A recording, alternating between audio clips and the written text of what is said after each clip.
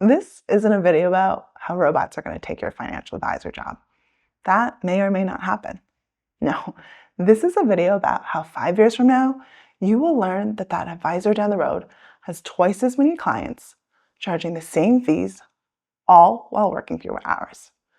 And that's because she learned how to use AI. Hey, I'm Lynn, and earlier this year, I decided to pursue my CFP certification. But before that, I spent 15 years in tech, building financial products at major banks and startups, which means I have friends who still work in that world. And when I say the tech industry is worried about AI, I mean they are worried.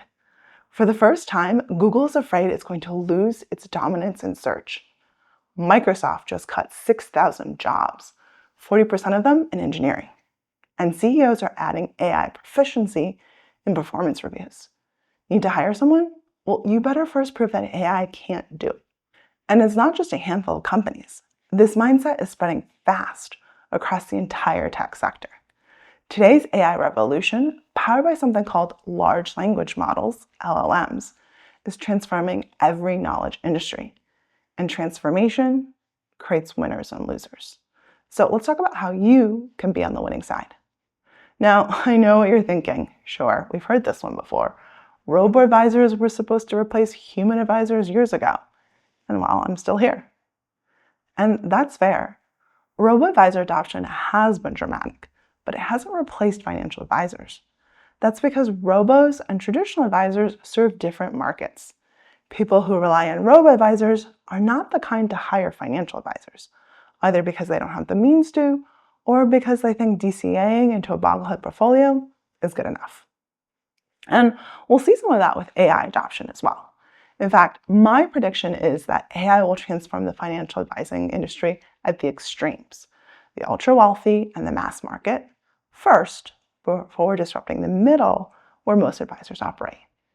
At the top, hedge funds and Wall Street firms are already using AI aggressively. Large language models can analyze vast amounts of text from news, social media, SEC filings in minutes. JP Morgan and Goldman analysts are using this technology daily for sentiment analysis and market intelligence. I know because my friends are working on those projects. And this isn't entirely new. 10 years ago at Credit Suisse, I led an AI project aimed at changing how wealth advisors kept up with market developments. We automated analysis of thousands of Reuters articles, generating concise summaries with key points and sentiment indicators. Imagine simply pulling up briefly on Nestle. I mean, what's Credit Suisse after all? Moments before meeting with a top client. No daily reading required. Now, that project required an entire specialized team working for months. And ultimately, it was paused because CS had, well, massive issues. But today, a single engineer with modern LLMs could build something far better in weeks. In fact, UBS, which acquired Credit Suisse, is reviving this concept. Now, fundamentally, one of the most powerful things the newest wave of AI can do is make knowledge workers faster and more productive. And that productivity boost will benefit the bottom of the market. We all know that the folks who need financial education and advice the most are those with the tightest budgets. And serving those clients just isn't financially viable today. Think about all the time it requires to build a personalized financial plan. Someone with $10,000 in savings can't reasonably afford to compensate a financial advisor, let alone someone deep in debt. And this is where I'm most excited about AI's application, democratizing financial planning. Researchers at MIT's Computer Science and Artificial Intelligence Laboratory are already working on an affordable and trustworthy AI financial advisor. Though obviously with regulatory requirements, it's still years away from widespread implementation. Okay, so that's great news for people at the top, and great news for robo-advisors. But what about financial advisors? Well, here's where it gets interesting and why I'm making this video. While the ultra-wealthy and the underserved markets face immediate pressure to adapt, middle market advisors likely have slightly more time, let's say 5-ish years, before feeling significant pressure. And this is your opportunity window. Sure, you could wait for your firm, LPL, creative planning, or whoever, to roll out AI training and tools. But if you're ambitious, particularly if you're early in career, this is a once-in-a-lifetime competitive advantage. Imagine your ideal client talks to 2 advisors, you and someone using AI tools. The AI augmented advisor provides deeper insights, responds faster, and offers more comprehensive service at the same price. Who gets chosen? And it's not just client acquisition. Unlike many other professional service advisors, financial advisors are not paid by the hour. So if you can complete a task in 2 hours instead of 8, that's a win. So while lawyers might be dragging their feet on learning how to use LLMs, that's not the case for advisors. Imagine getting through earnings season in just hours of work instead of days, or being able to create personalized quarterly updates for your clients in less time than it takes you right now to write semi-annual updates. Now, let's say I've convinced you and you're going to give LLMs a try. How and where do you get started? While there are many AI for business products out there, I believe you can make significant progress on your own. Sign up for a free ChatGPT or Claude account. I would actually suggest upgrading to the $20 per month versions for access to the newer models, which are exponentially better. Now, the most critical skill for you to learn is how to effectively prompt or talk to an LLM. When you search Google today, for example, you probably type in a couple keywords to try to find an answer. Now, while LLMs are good enough now for you to get a pretty decent answer with a single sentence, you get significantly better results with better prompts. Think of an LLM as like a smart new team member. They're brilliant, they know a lot, but they can't read your mind. You need to provide them with a clear goal, what exactly you're looking for, and any context they might need. Let me break down what makes a good prompt using this example. First, you need a specific goal. Notice how this prompt doesn't just say, summarize this 10K, but it says, analyze this 10K filing and create a concise summary that would be valuable for a financial advisor. Now, the more specific your request, the better the output. Second, specify exactly how you want the information structured. In this example, we tell the LLM we'd like an executive summary, financial performance, risk assessment, forward-looking indicators, and red flags and opportunities. We also specify use plain language accessible to clients with moderate financial literacy. Third, include warnings or specific concerns. In a tax context, for example, you might say, use tax information for 2025. Here we say, limit your analysis to the most material information for a financial advisor that they would need to discuss with clients.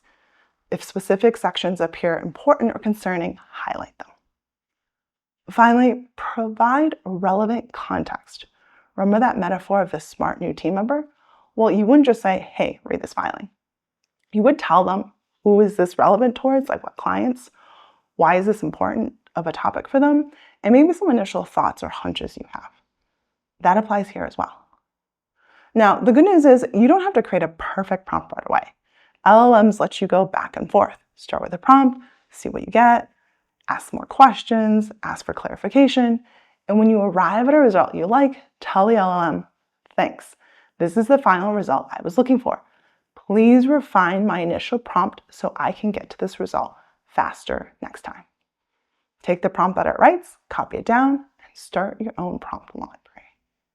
Okay, so that's the basics of how to interact with an LLM. But what tasks should you tackle first?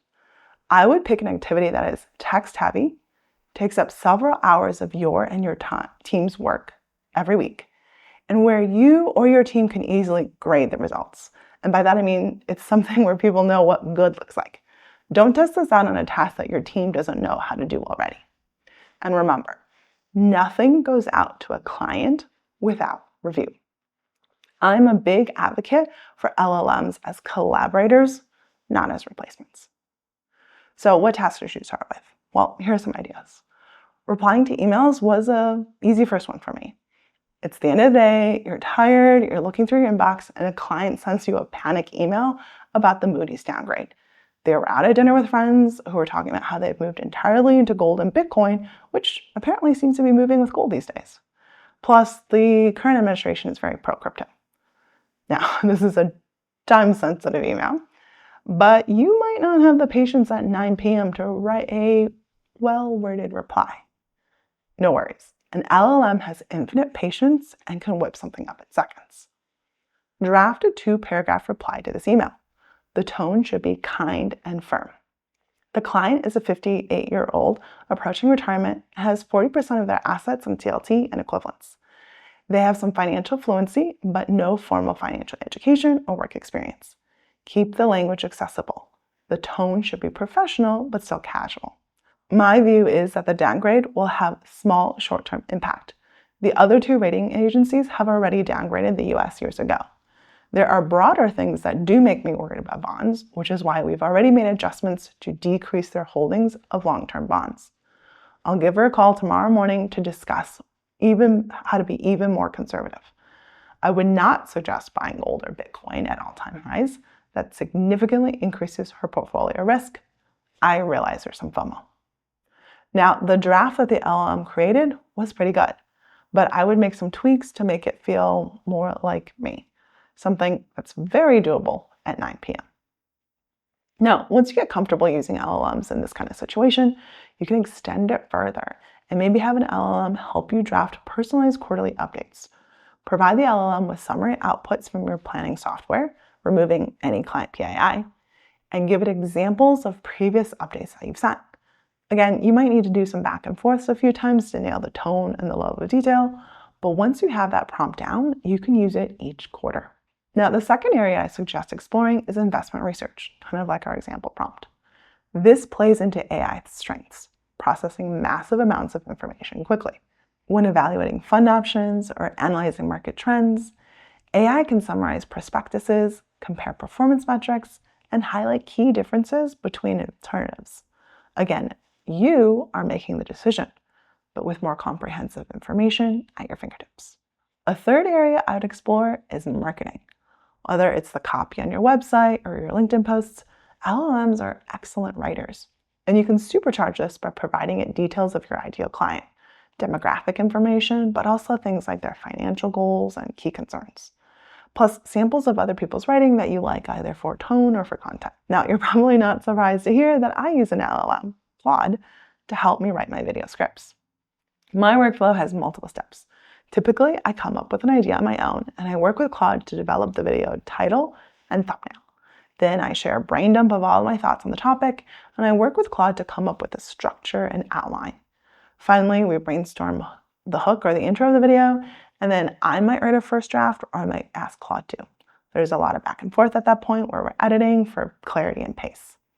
It still takes me hours to script each of these videos, but without Claude, it would take me even longer.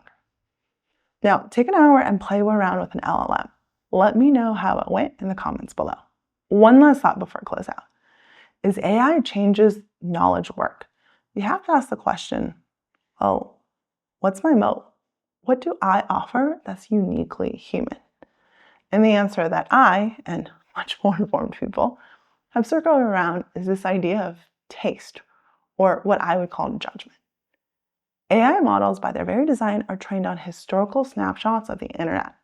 They can identify patterns and predict outcomes based on what's already happened, but they lack that essential human capacity for wisdom that comes from personally navigating market crashes and sitting across clients during life transitions, or developing intuition about when the textbook answer isn't the right answer. This judgment, knowing when to deviate from the mathematical optima because you understand the human sitting across from you, that is an advisor's true moat. It's not about having information. It's about having perspective on that information. It's about recognizing the subtle tension in a client's voice when they're discussing risk, even when their questionnaire says that they're aggressive. It's about understanding the family dynamics behind an estate plan, not just its tax implications.